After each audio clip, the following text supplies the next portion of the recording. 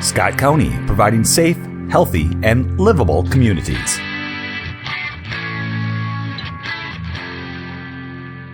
All right, thank you. We will move to item 5 on our agenda, which is our monthly Scott County Delivers topic. Today is on child placement continuum. Good morning, Chris Harder. I haven't said good morning to you yet. Thanks for being here, and I think you're going to get us started. Good morning, Madam Chair, Commissioners. Thank you very much. We are launching today All Things Children. We are starting with this conversation about placement continuums. This afternoon, we're moving into a workshop on child services and all the programs that contribute to outcomes for children and families. So I just think this is a nice way to tee up that day. Evan, could you go to page 9 for me, please? There are a couple key themes that I'd like us to focus on this morning. One is that overall in Scott County, there is a very low rate of out-of-home placement, and I think that's a very important thing to keep in mind because there's the vast majority of work that you're going to hear about today goes into preventing kids from going into placement. So there's a low rate of out-of-home placements, as you can see on the snapshot on the monitor. Of the children who are placed in family foster care, almost 2/3 of those children are placed with relatives, and you're going to hear a lot about that this morning. And then the third key theme, I think, is that for a very small number of children, their needs are so extraordinary that finding the right placement setting to meet those needs is difficult. I think you're going to hear some about the challenges and some of the creativity that comes around serving those youth as well. We're happy to have a group of people with lots of really great experience to talk about that. I'd like to start by asking the people on the facilitation side to introduce yourselves, who you are and what department you're with. And then Gretchen, if the people on the panel could introduce themselves and which program area they work in, we'll get started. Cindy Geis, Community Services. Kate Savachik, Environmental Services. Lisa Fries, Transportation Services. Gretchen Young, Licensing. Brenda Mathani, Community Corrections at the JAF. Melissa Hurt, Children's Disability Services. Samantha Goldman, Child Protection. Steve Brown, Children's Mental Health Truancy and Chemical Dependency. Good morning, Nikki Conway, Child Welfare Manager. Great, thanks all for being here this morning. Kate, did you want to start with your first question? Yes, so kind of going off what Chris has said, the narrative explains that the placement numbers are down overall, but youth are presenting more often with complex needs. Can you explain that more, what challenges you're facing? Yeah, I think overall, we've talked a lot in Scott County about the placement continuum. So I think maybe to start off, we can draw your attention to page 2. There's a graphic that sort of shows what the continuum of care looks like. So obviously from a philosophical perspective, we know that kids thrive in their own families, right? We want kids to be with their own families and living in that world as much as possible. You can see on the bottom, that's where we start with own family, and that's the least restrictive setting, and it kind of goes up from there to the locked correctional facility, which would be the most restrictive setting. So I want to highlight that this continuum is not necessarily like you can enter it at any point, right? It doesn't necessarily flow exactly in a straight line, but there are a number of different ways that we can intervene there. So number one, to your question, I would say that, yes, we are seeing young people with a lot more complex needs, but what we are also seeing is a continuum of care that isn't fully built out. So we don't have all of the right types of placements and settings. So rather than framing it like kids are impossible, it's more like our system hasn't really been nimble enough and flexible enough to meet the needs of kids and families. But I will give it to Steve and Samantha maybe to talk a little bit more about what challenges they see with families and complex needs of young people. Yeah, it's an interesting question because one family to the next, one child to the next is quite different. We're seeing an increase. Some of the families we might see are children who have autism and also have aggressive behavior. And so they don't respond to your traditional therapies or medications even, and so they take specialized community providers to be able to do that. And it's the families, the aggression in the families, and these might be families who have their own well-being issues in terms of their own mental health, or they might be really highly functioning parents who just can't meet the needs of their own child, who are aggressing towards them, who are running out the doors into the streets, who are being challenged daycare providers to be able to meet their needs. They're aggressing towards other children. So these are the most difficult children to address needs. I would also add that we see a lot of children who return into the system. So you have a child who have achieved permanency through the court system when they were younger. The relative provider or the traditional provider wasn't given substantial resources to support that child. And so as they become a youth, their behaviors increase based on the lack of support they've received. And so we find ourselves working with families and youth who have disrupted placements and return to the system and either remain in foster care until they age out, or we work jointly with Children's Mental Health or Children's Disabilities Unit to create a plan that will meet their needs and help stabilize them. I would also add, I think that there are specific behaviors and kind of combinations of things that do make it really difficult based on the limits of our system. So I know Brenda works in the JAF and they see this quite often, right? If you have things like sexual acting out behaviors or aggressive behaviors and or are in Melissa's world sort of on the cusp of CADI waiver or developmental disability and with an IQ, sometimes placements just struggle with being able to handle all the different types of kids in the setting at the same time. So I don't know, Brenda, if you have anything you want to add to that. Yeah, I would say I think of one of the Scott County youth that we worked with that her history had made it just more challenging for her to find any type of placement, whether it be with foster parents or anything on the lower end of the spectrum, was that she came with us with so many mental health diagnosis, a history of traumatic events. I do believe that there was some developmental disabilities, and for her just trying to be able to find that most appropriate and safe setting was really, really challenging, which is what led to her being an out-of-home placement with us at the JAS. So I have two questions. One is, Steve, last week at the budget conversation, Commissioner Beer asked you what kept you up at night. And you said that what kept you up at night was when there wasn't the right service for somebody and you had to try to piece something together to make it work for that individual. So two questions. One is, can you be more specific about exactly what is missing? And two, can like the three supervisors sort of talk about how you're building, like how you're creating something when nothing exists? Yeah, when you get the child, yeah. So you're asking questions, we're processing at the same time because these are very difficult questions and we're all struggling with it, right? Yep. All counties, all states. The complexities, when you get a child who aggresses towards a staff, a professional, or a parent, an adult, or a teacher, those are the most difficult ones to find because when you look for a potential placement for stabilization, a QRTP or a PRTF, residential setting to address their mental health concerns, they also have children there who are potentially vulnerable, and they have staff who are potentially exposed to violence. And so a lot of times that's a criteria to say, like, we can't manage the needs of this child. And so there's lots of no's across the board for various settings. And we'll go through a long list trying to find a placement for a child when the parent says we can't meet their needs. So that's pretty exhausting. And a lot of times what happens, either they're sitting in the emergency room or parents are like struggling day in and day out with these very, very dangerous behaviors. And so last resort, we knock on Jeff's door and say, Jeff, can we? Kind of as a last resort, knowing this is not in the best interest of the child, knowing we are really trying to establish safety. So safety and finding a provider that can meet their needs, who's specialized in understanding the diagnosis and are well-staffed.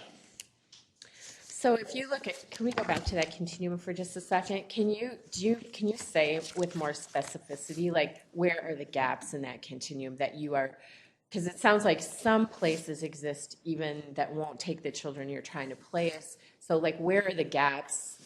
Where are the holes in the continuum where a resource does not exist? Okay. So a lot of our data here will show that, and like you pointed out, Chris, at the beginning, that most of the time we are very, very successful in Scott County with placing kids with their family if they can't be at home with their parents, or coming up with creative arrangements, for example, where grandparents can move into a home and provide some safety. So their vast majority of young people and families' needs are being met in that family home. The other part about it is we know that residential treatment, one of the reasons residential treatment doesn't work well is because you're taking the child out of the environment, right? And then not doing a whole lot of work with the family in the meantime, and then putting the child back in the environment, and the cycle continues. So to be able to continue to work with that family unit is paramount. So I want to make sure to continue to focus on that. But as you sort of move up here, I think what we've seen is when Steve talks about some acronyms, PRTF is Psychiatric Residential Treatment Facility. So that would be sort of in between this children's residential home or treatment and inpatient hospital or treatment. So DHS created funding, or I don't even want to say funding, created some opportunities to implement some of those beds several years ago, and none of them came to fruition in the same way that they were supposed to. So there were supposed to be like 300 added beds to sort of alleviate some of the pressure on the inpatient hospital programs and things like that. Those didn't come to fruition. Some of the children's residential treatment beds were sort of repurposed into psychiatric residential treatment. And we could get into a whole rabbit hole about how all of that works, but there's a clog there. I would also think that, or point out that crisis respite is another area where there's really a gap. So we see this inpatient hospital, the goal there is to sort of get kids in and out of that. Like that's not intended to be a long-term solution because it is so restrictive, and there's a gap between that and what is the next step. So I think Samantha and Melissa could talk a little bit about like utilizing CADI waivers, utilizing safety plans. How do we address those gaps when they exist in the continuum? I think to answer your question, I would point to when a child needs to be removed for safety concerns, and we are looking at what service do we provide to be the least restrictive, which ideally is to keep the child within the family unit. We look for community resources. We look for mental health services. We look for other support services that are intensive that can be brought into the home to support maintaining that child or youth within their family unit. And so one of the gaps I see when I look at this continuum is I see that there is, like everywhere, there is a lot of missing in-home services. There's a lot of missing intensive in-home therapeutic services. If you were to ask me 10 years ago, I would say, yep, I could make that referral to this organization within the community. They would come in 2 to 3 times a week and work very closely with that family to support, like Nikki had mentioned, those behaviors within the home and make progress towards safety or child well-being or both. That there is a missing gap there. And so when we don't have that, there are things that we work least restrictive. I can think of an example where we had a youth who had significantly high needs and actually qualified for disability services. And so within our work together with Children's Disability Services, we were able to locate something, a placement within that realm that met the needs of this youth or this child, and was least restrictive for her, but also provided the support and service that she needed, which generally would not have been able to be successful in anything probably below a family foster care setting within this continuum. Okay, thanks, Sam. And I would add that when these families are so stressed that they're saying, I'm done, sometimes they just need like a little bit of a break. And there's not, I mean, that would be a gap. Sometimes there's just like a place, it doesn't need to be a medical response, it doesn't need to be a JAF response, but and sometimes it's foster care, but there's gaps there. a place where we could say, call it emergency respite, for stabilization, just to give the family a break, kind of regroup. And that little space of time can sometimes be enough for a family to go, thanks, now we can step back in it and continue to move forward. Thank you. Two more things to add, sorry. I think there's also gaps with specific age groups, right? So a lot of the ways that facilities are licensed are around specific ages, and I know this is something Jeff struggles with at times too. When we don't want to have an 11-year-old with a 17-year-old, and there are some needs for variations in order to meet those needs, and then specific types of placements. So like DHS has done a lot of work around accrediting like placements for youth who have potentially been sexually exploited, right? So you have certain types of things that exist in the same way, and there's curriculum that is developed, staff are trained in a certain way, all of those types of things. And the hard part is you never know what's going to happen at the right time, right? So it's like all about balancing what's best for that kid at the right time, in the right setting, all of those things. So it's hard to maintain some of those specific settings when you might have 5 kids that need it today and 0 kids that need it for the next year, right? So how do you kind of keep workforce balanced and all of those things?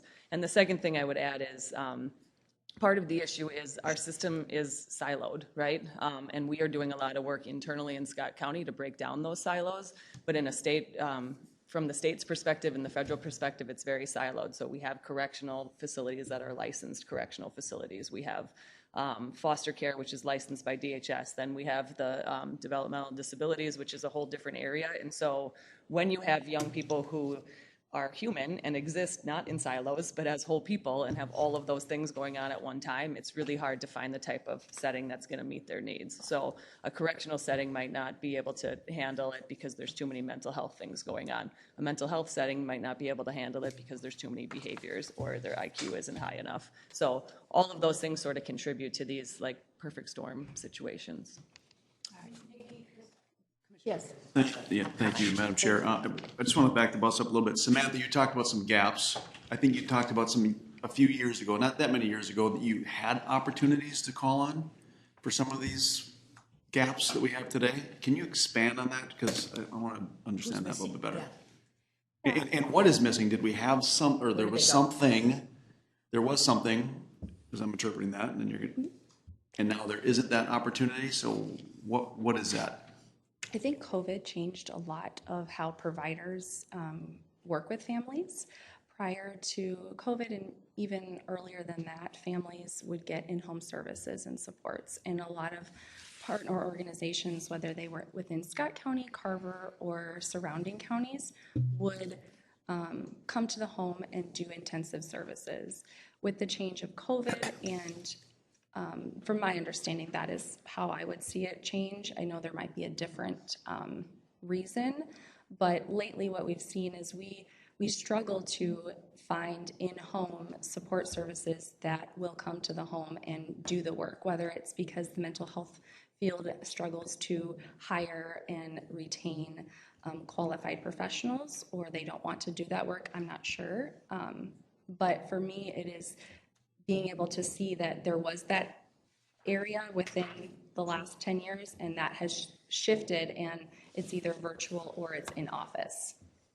So COVID blew it up, but it was kind of decrescendoing before that as the labor crunch.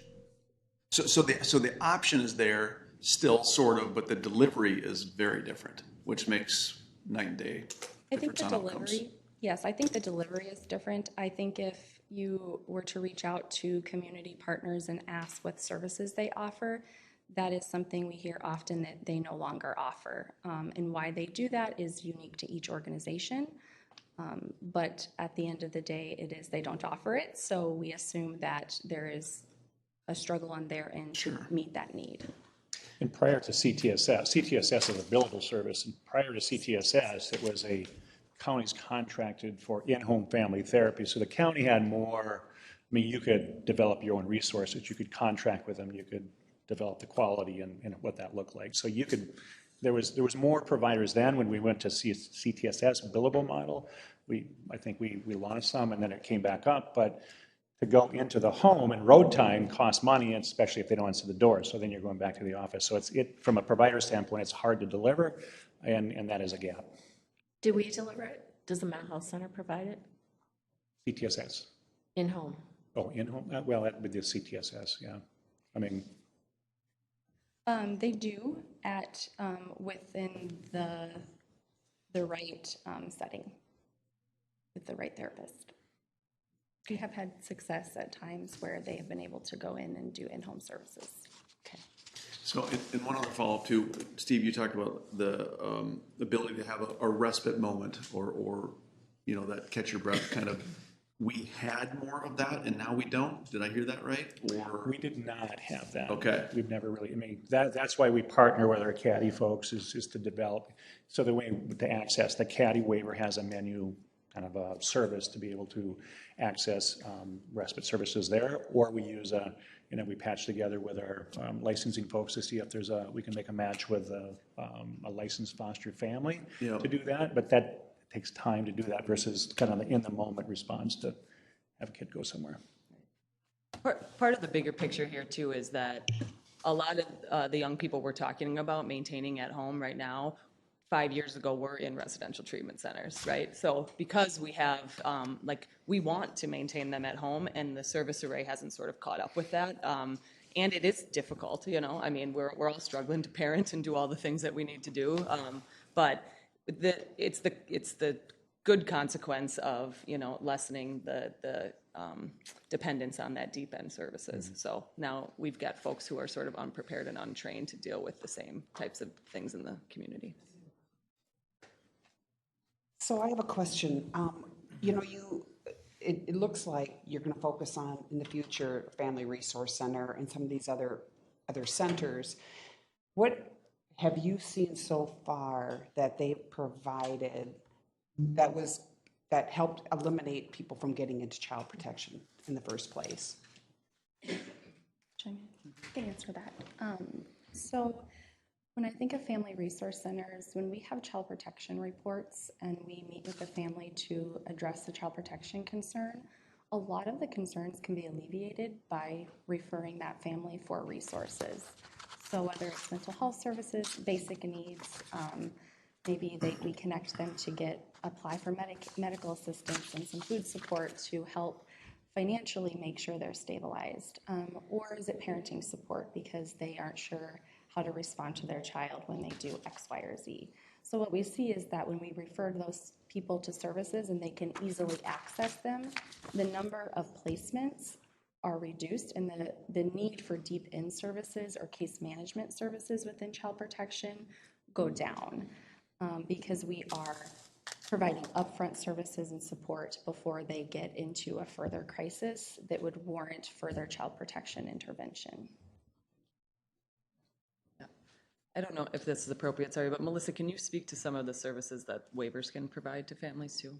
Yeah, absolutely. So if a child is determined to have a diagnosis that meets criteria for either developmental disability or a mental health or physical disability, there's a whole menu of services that can be available to them. For the purpose of this conversation, I think crisis respite is the one that we look to the most. The challenge with that is there's only a few providers out there.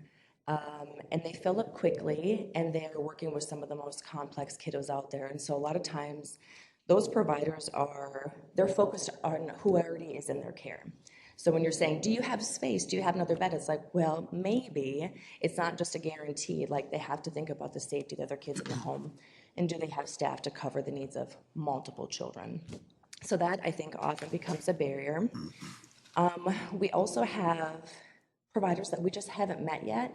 I know Jeff Dacre spoke to this last week in front of the board about it's fairly easy for providers to get licensed by the state to provide a long list of services, and one of those is that crisis respite.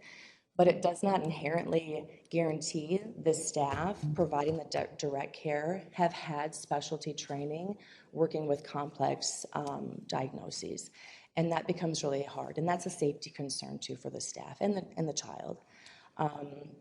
So there's a lot of kind of informal vetting that has to happen by us as supervisors and our case managers, having those conversations of, what is your experience? Do you truly have the ability to take on supporting another kid right now? Whether that be to provide a short-term break for the family or maybe an indefinite to see if the child can return home. So that's one of the issues that we handle there. And then additionally, when we need a long-term placement, those are also very limited to find. And it takes a lot of time. And if we have scoured every single provider that we know, and we'll look in the whole metro area, we want to keep them as close to home as possible. You think about things like they still need to go to school. There might be some family members that if you're too far away, they won't even have a visit, opportunity to do that.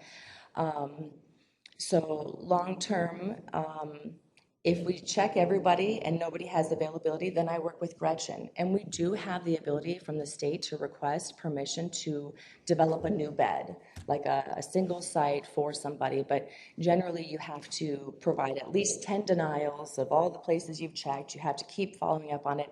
And then you have to find a willing provider and say, we need you to develop a single site. And that involves basically like if you think you want to go buy a new home, that's what it is. You got to find a property, you got to make all that stuff. So it takes a lot of time. But I have in my work seen that be successful, and it does happen. It just takes a really strong partnership. There has to be a lot of trust and a lot of patience. But it does happen. But that would be like our kind of final end. Like, tried everything else. So you brought up some recruitment work. I'm wondering, facilitators, if you have questions related to recruitment. Can we talk a little bit about what we're doing to sort of fill in some I just haven't been able to jump in yet. But one of the things I wanted all of you to talk about, or the appropriate people here, is to talk about the foster care efforts that you've been undertaking the last couple of years. And in your narrative, you talk about the applications are up, but the number of new licenses don't seem to correspond with the applications. And what are some of the barriers to bringing these interested families, both relative and more traditional, into the foster care program, and what can be done to kind of fix that issue? That's me.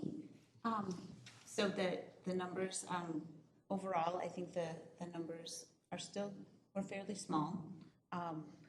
I think that is the piece you're pointing out there around the difference in between people completing the application and completing the licensing process.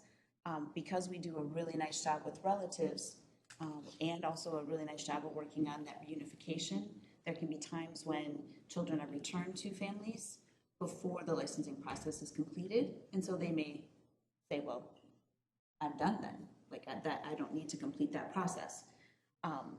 Or they might apply and life happens, something else comes up, and they've decided that they're not able to continue with that process. So I think that those are kind of our biggest factors of why folks might not get through the process.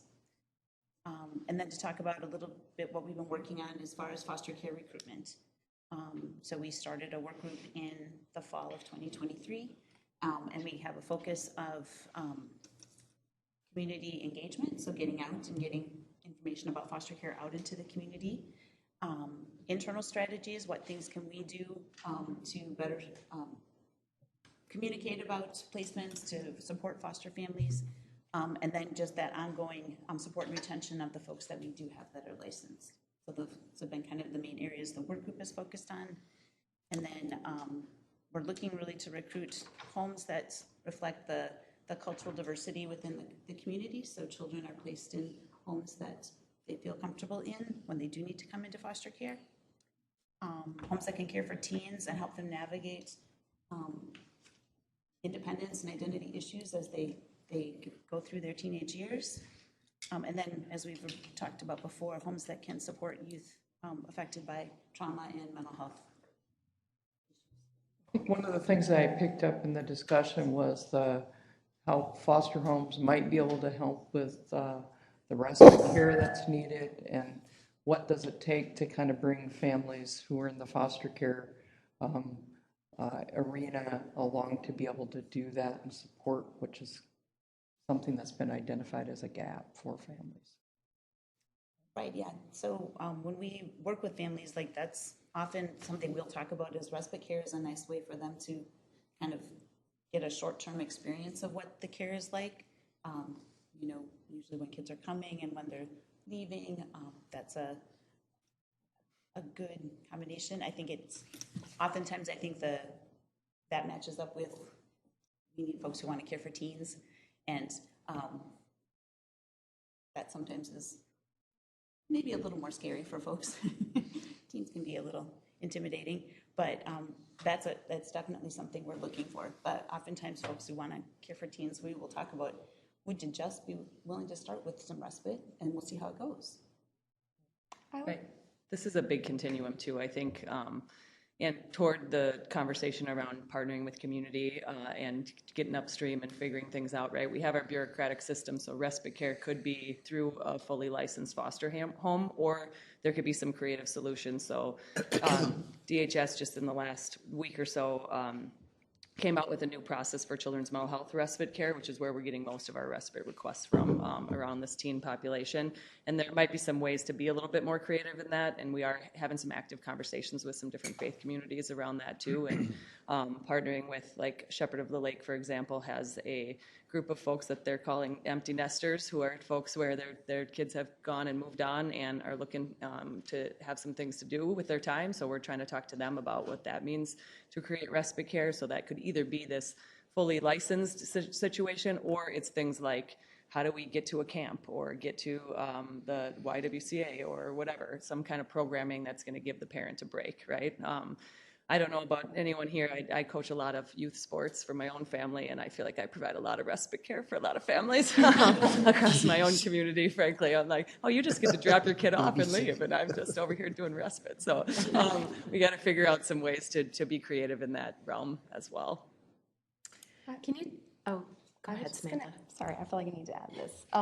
So when you think of respite, the other thing that we do within child protection is we utilize family for informal respite. So we'll get together a network of people, and if there isn't an opportunity for a formal foster care provider to provide respite, we'll work with the family unit or their supports to create a plan that gives respite to the parents informally with a weekend planned or a month-long plan or something similar.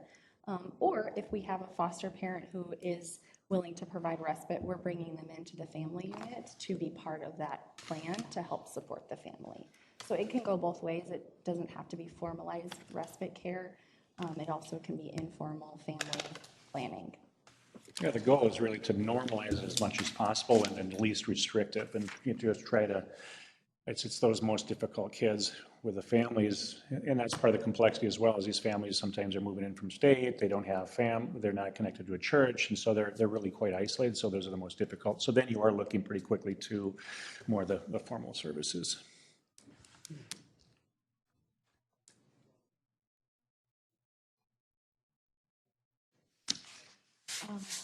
A question on, this is slide 17, or page 17.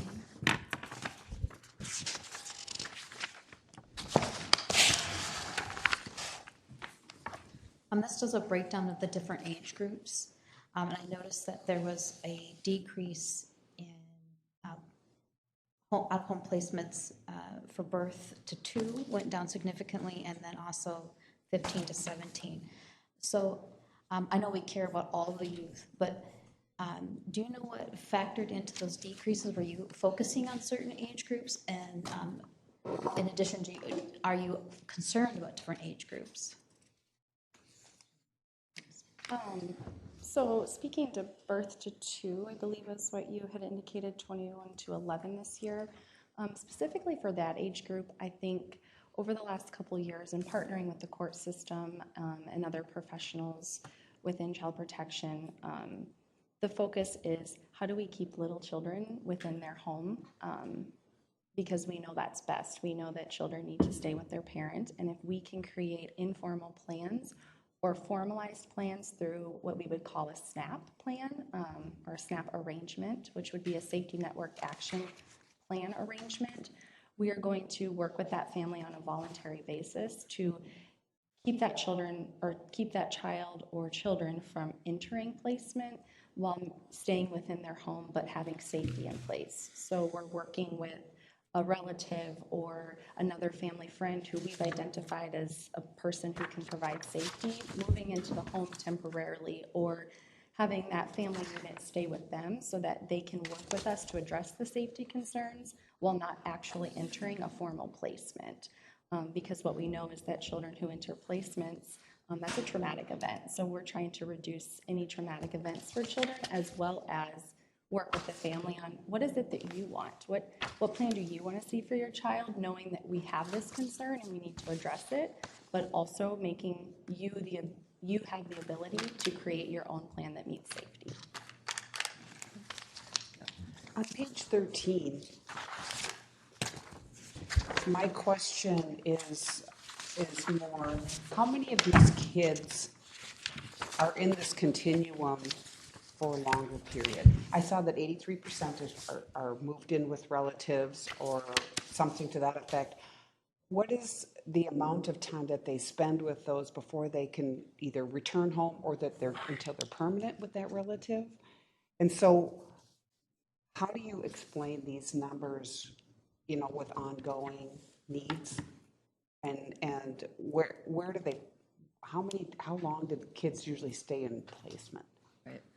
I don't know that we have specific data on average length of stay overall, but what I'll say is that over the course of years, on this slide and the previous slide we were just looking at on page 17, these are duplicated kids from year to year. So that each year it's an unduplicated count, right?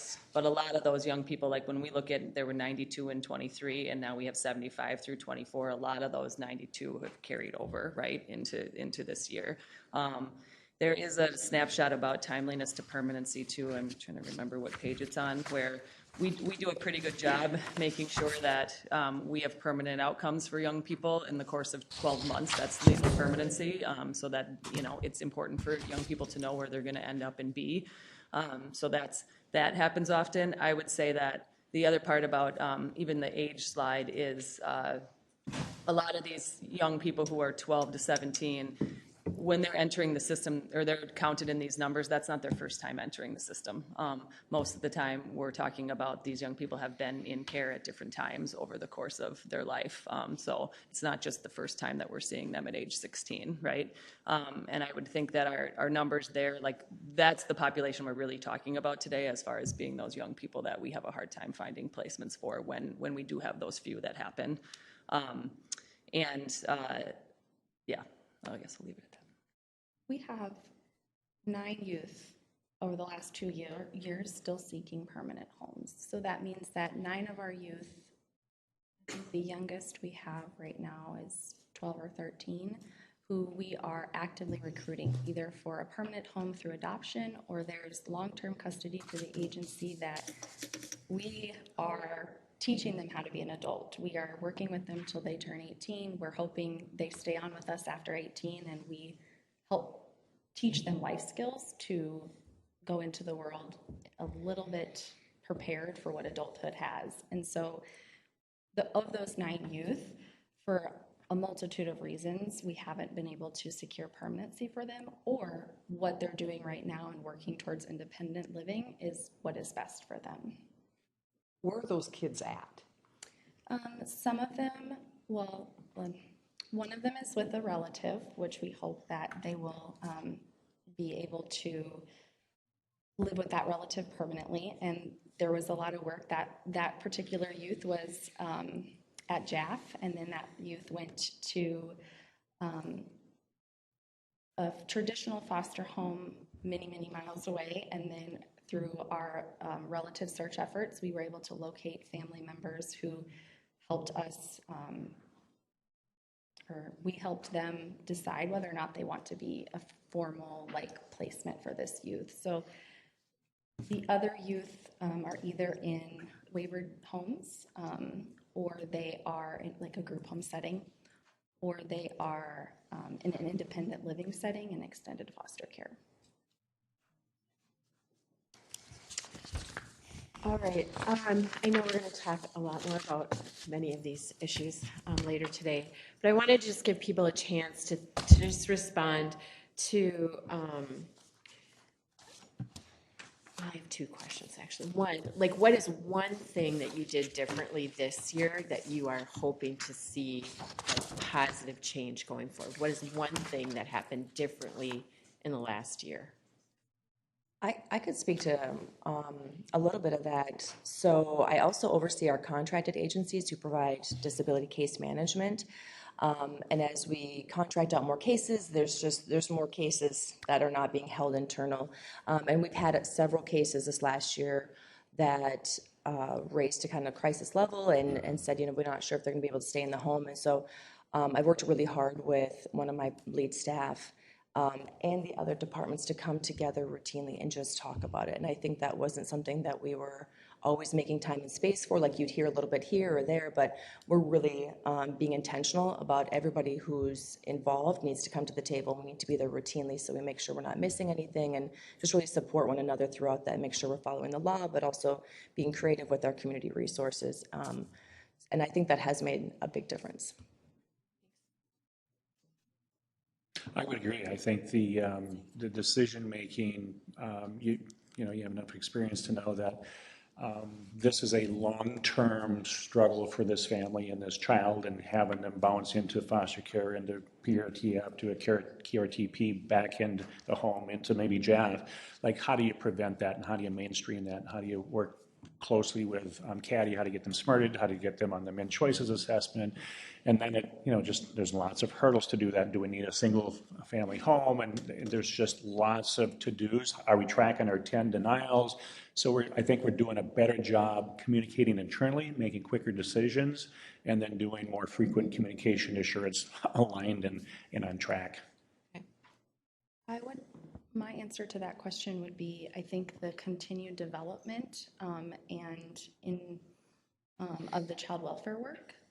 So taking a look at how do we hone in on the specific type of child welfare cases that is a voluntary prevention service outreach to target those high-risk populations from ever entering child protection.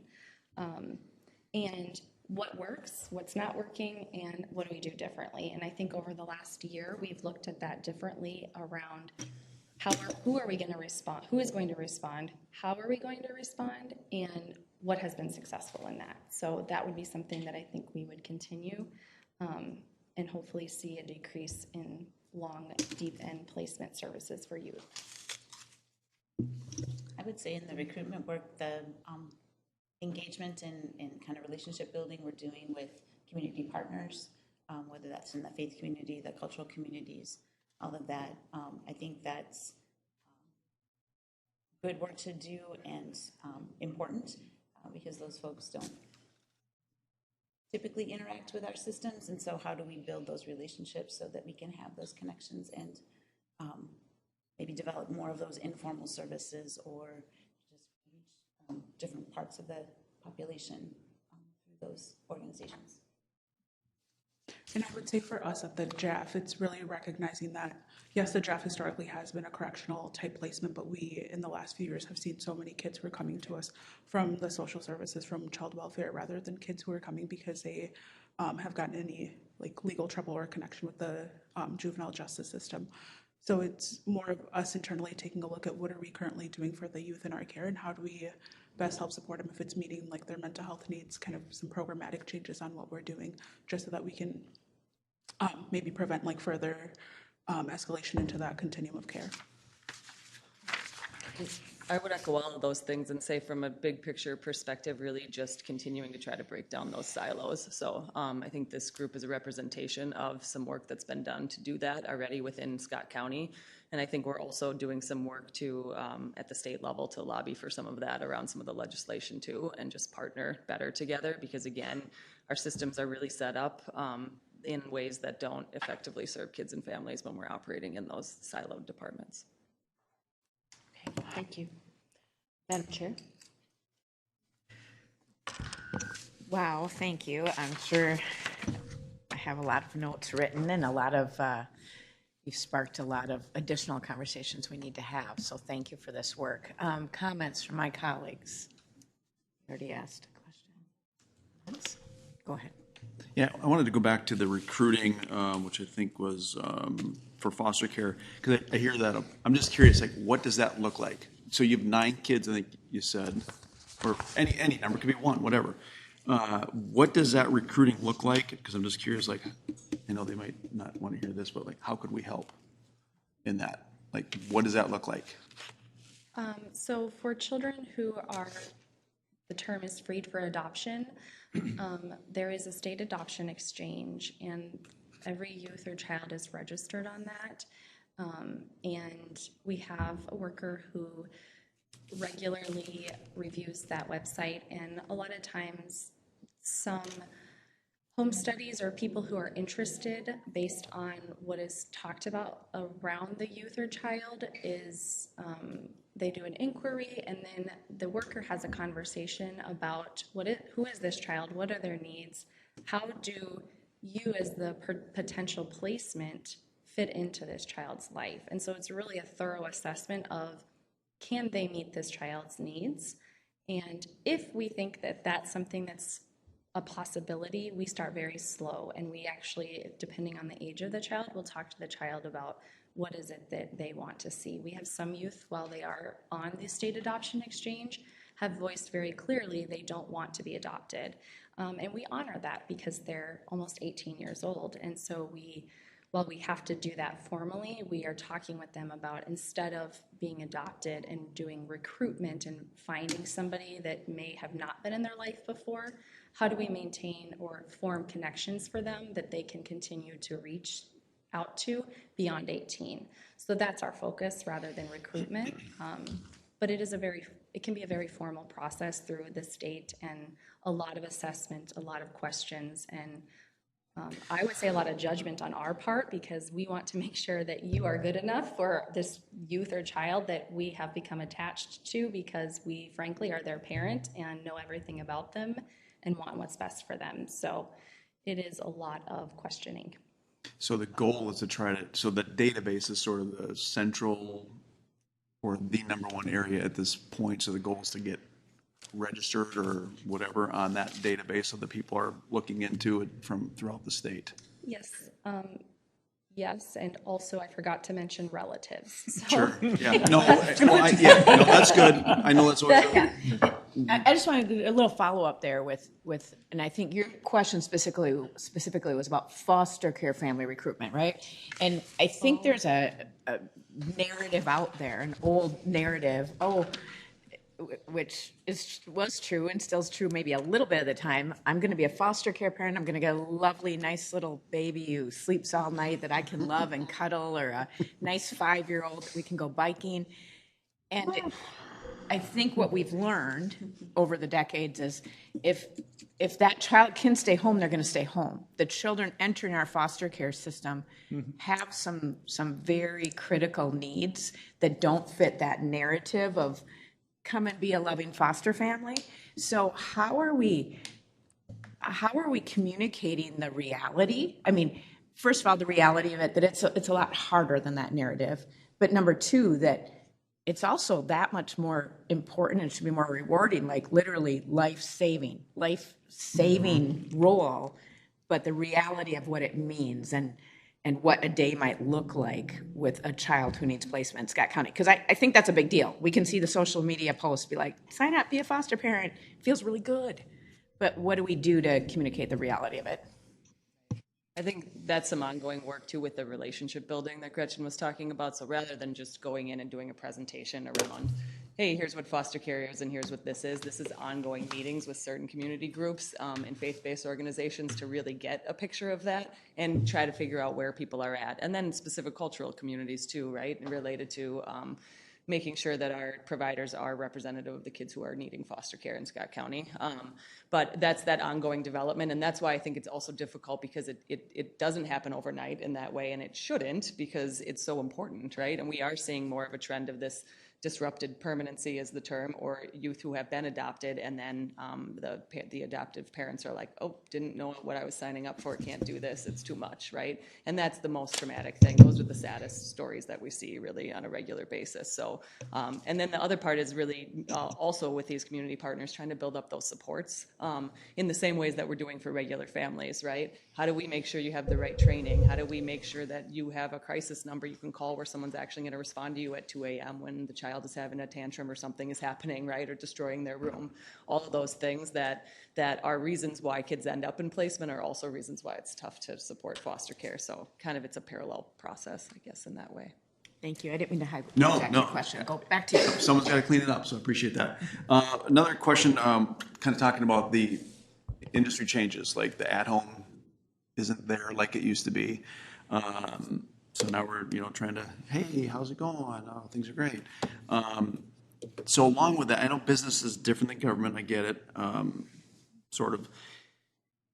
Is there opportunities with that where some providers or best practices that used to be no longer are, because the world's changing and there's new opportunities and new potential unknowns that could be good tools? And is that something that by we, I mean you, are seeing happen out there in the industry, in this world, or not so much, not adapting as fast as business, which I get? Yeah. I mean, I hate to bring up the workforce conversation again, Yeah, but it's really a reality. Yeah, it is real. It is real. Yeah. I don't think it's about not knowing what are the best strategies or tactics or things that are needed, and it's more about having the resources to fulfill those needs. And I know that's not always the prettiest answer, but it is the reality, I think, in the way of who's going to provide those services and who's going to help, which is, again, why we try to build up family connections to do that too. And it's always not pretty and perfect either with family members who have a lot going on, but it seems to be the most sustainable over time, right? Because it's a natural support. And if it's billable, as a provider, if I'm a provider and someone's going to make a referral to an in-home service and I have an in-office business, it's a pretty big financial risk to drive, road time, an hour and a half and then have a no-show. So there's got to be more incentives to provide the in-home services. People don't do this out of the They only last so long. Thanks. Commissioner Ulrich, do you have? No, I don't have any. Right, wonderful. Couple things I want to highlight, and then maybe we can follow up. One thing, I'm just so glad that, the folks from the different silos on the panel, and that you've been talking about that. And I challenge us, Lori in the room, she's not going to like this, but I really challenge us to think about our staffing. And I think about, Samantha's been in this position for a while, and I think used to be on our videos for future leaders and things like that. And we want you to keep doing child protection work, but we have people who do child protection work who then become supervisors, become managers, and who do all this. Do we have some ways, as people need to transition and don't feel like they can do that work all the time, that they can still do some of the work and do some supervisory work? Is there possibilities where people like Melissa can be a developmental disabilities caseworker and a child protection caseworker? I know we don't usually do that. We stay in our silos, but just the work that you've talked about, let's really think about the infrastructure that we can also change on that level as far as staffing, positions, union contract. I mean, there's a lot of things in there, but it could be really, really good because it could be less duplication. And yes, I bet you there's lots of children in child protection who are also in developmental disabilities. And we need to just say, here's the truth. And we have this percentage of the population. Let's serve them the best we can instead of having 4 different caseworkers and programs and things they're doing. So I really appreciate that. And I hope in all your free time, you can think about what we need to change in the system to best promote that. I really appreciate this graphic. I think it helps us, and I think it's going to continue to help us as we talk about this issue at the legislature, because just in workshop earlier, I think for us, when we're going to talk about funding and appropriate funding for child protection and child welfare, we think, gosh, we have less kids in out-of-home placement. Why is this costing more? And I need to understand, we all need to understand more. We're doing, segue, legislature last year was counties are bad and they take kids away from the families and nobody's placing with kin and blah, blah, blah. Look, this is opposite of the story that was told at the legislature. It was terribly opposite. And we need to be there being like, stop lying. Back to where it was. This family with supports, that costs us money and time, and we probably need to understand that and then show and say, legislature, we're doing exactly what you're asking, and this costs some money. Finally, Suzanne's not here today, but she's like, Barb, finally you're getting what I'm trying to tell you, even though we have less kids in out-of-home placement. So thank you. If nothing else, you help me understand something that, and I won't ask Suzanne every other day to explain it again to me. So thank you. I have other comments, but I know we're short on time. Great panel, great conversation, very pertinent with the work we're just starting to deal with on policy changes and funding. Anything else? No, just thank you very much. All right. Yes. Thanks, everybody. And as you clear out, we'll get ready to go